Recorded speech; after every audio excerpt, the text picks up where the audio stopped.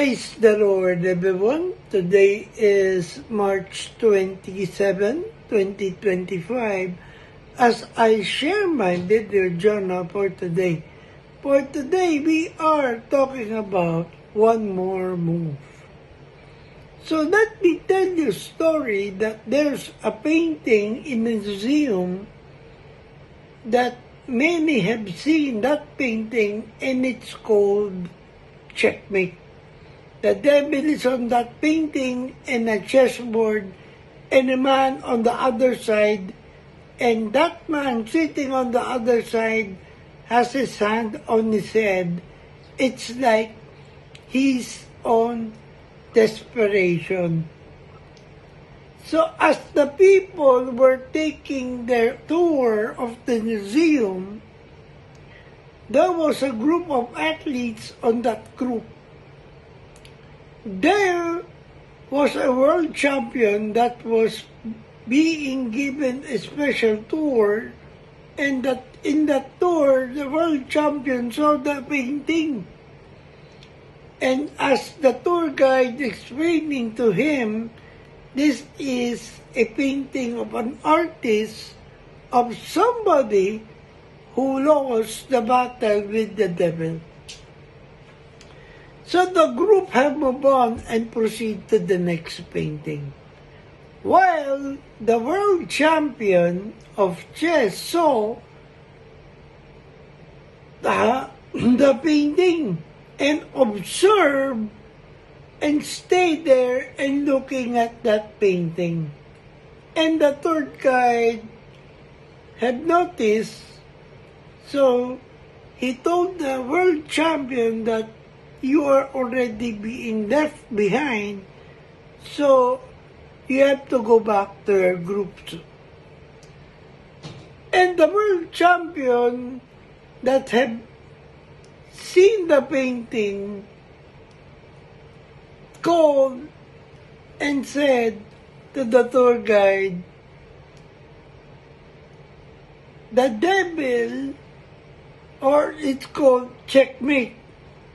Then the devil is laughing and the man lost. Yes, but been noticing that he had been standing there.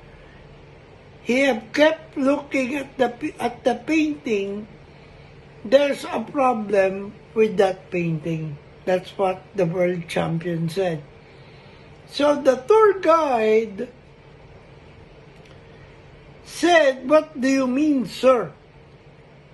The chess champion said to the tour guide, "You know, I'm a world champion of chess.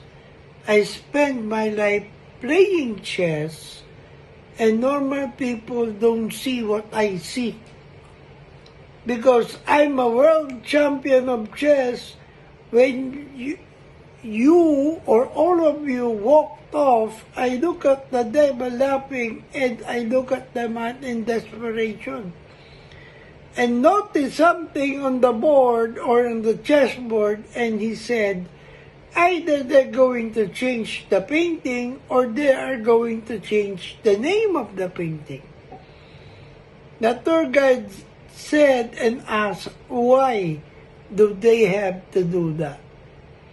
Well, as a world champion, as I observed the board, I found out that the king has one more move.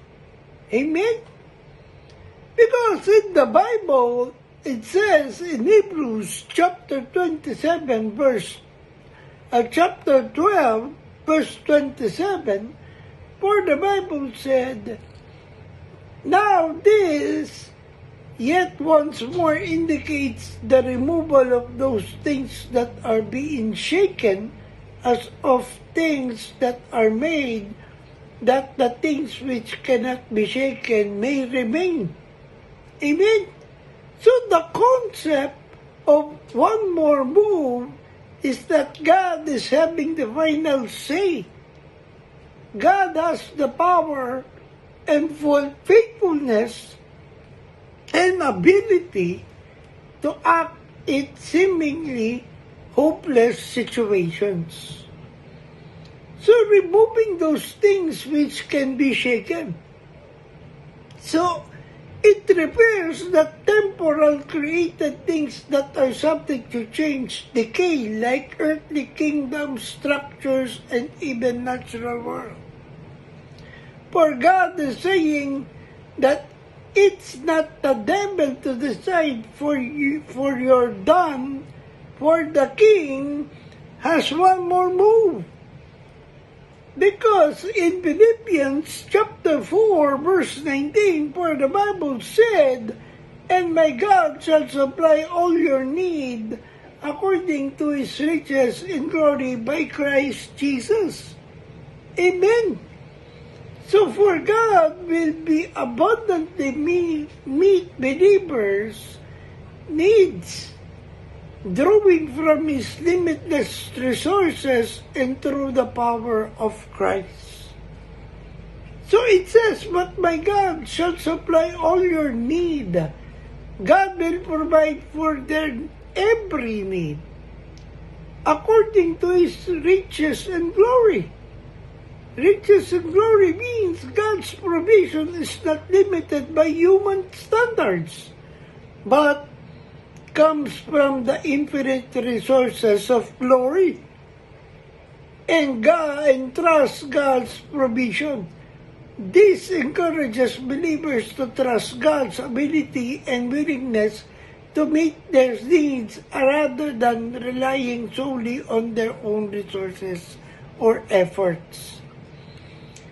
There is also in Jeremiah chapter 29 verse 11, for the Bible said, "For I know the thoughts that I think toward you, says the Lord, thoughts of peace and not of evil, to give you a future and a hope." Amen. So God's positive and hopeful plans for His people suggest that even in difficult times, there is a brighter future ahead. So for today, God is telling you, when you believe you have been cornered, that everything is gone and nothing has got any hope, you are not yet defeated, because God has one more move in your life. For the fullness of time, for God sent His Son. For I declare today that the King has one more move. So He has one more move over your finances. He has one more move over your marriage. He has one more move over your kids. So it is not over. So that's why always think when you are down, the King has one more move. God will never let you go down alone, because God will give somebody for you to lift up. So I hope I have inspired you with this video journal for mine. Remember, we are on a mission. Keep the fire burning, for we live to serve God. Stay safe and God bless everyone. Good morning.